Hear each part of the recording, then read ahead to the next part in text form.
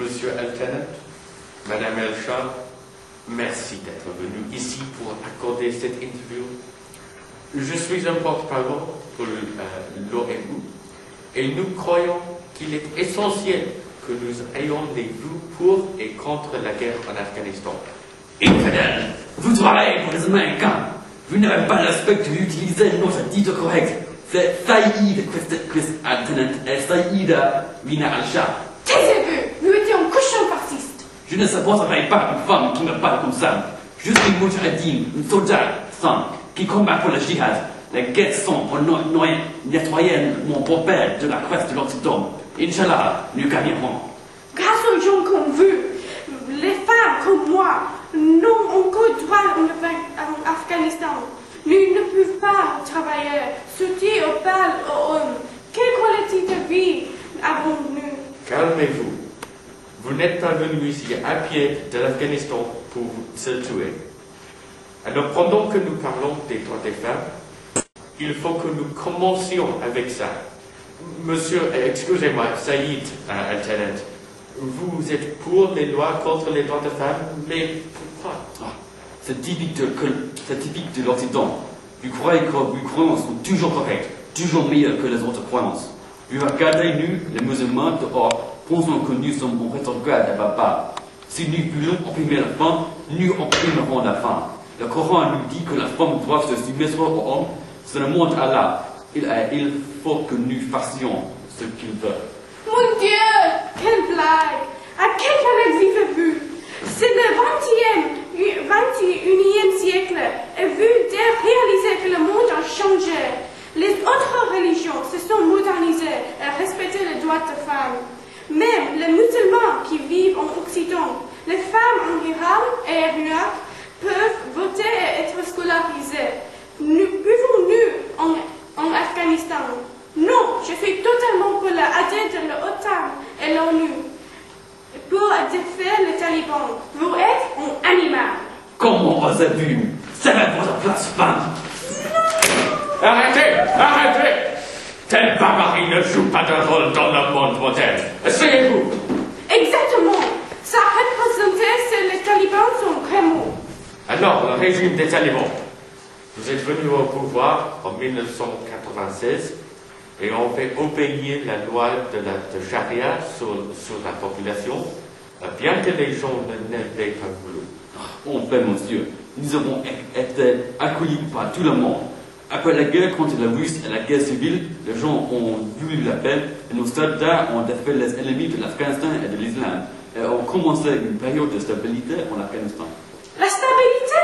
Les talibans étaient universellement détestés. Nous avons perdu toute notre liberté et nos droits. L'Afghanistan sous les talibans, c'était la pire période ce que le pays n'a jamais eu. Et peut-être vous devrez comprendre maintenant pourquoi les Américains ont été accueillis quand ils sont arrivés ici en 2001. Ah oui, septembre 2002. Les attaques sur les États-Unis étaient choquantes et ont montré les maux des talibans. Mais monsieur, vous êtes l'individu, vous devez être neutre. Mais monsieur, tout le monde connaît que le septembre 2001 était un crime. Pour garder la sécurité internationale, il était nécessaire d'enlever les talibans de l'Afghanistan. C'était Al-Qaïda qui a attaqué les Américains, pas les talibans. Mais nous avons dû protéger nos frères musulmans contre l'impérialisme occidental. Et les Afghans veulent cette occupation américaine, madame? Quelle blague, madame, quelle blague! Nous avons défait les Britanniques 3 fois, les Russes dans les années 80, et maintenant les déserts de l'Afghanistan seront submergés par la sonde des infidèles. Il y a plus de 100 000 soldats occidentaux qui essayent de nous défaire, mais c'est trop difficile pour eux. Le pouvoir des Américains est en train d'être détruit dans cette lutte. Au contraire, monsieur, les talibans ne peuvent pas égaler le pouvoir de l'OTAN. Beaucoup de progrès ont été faits dans le pays grâce à l'OTAN et l'ONU. Il y a des écoles, des hôpitaux, des rues et plus de nourriture. La seule raison pourquoi les Afghans soutiennent les talibans est à cause de la peur, pas la mort. Nous voulons l'OTAN et un avenir avec la démocratie, la prospérité et la liberté. Pourquoi ne pouvez-vous pas accepter que les jours des talibans est fini?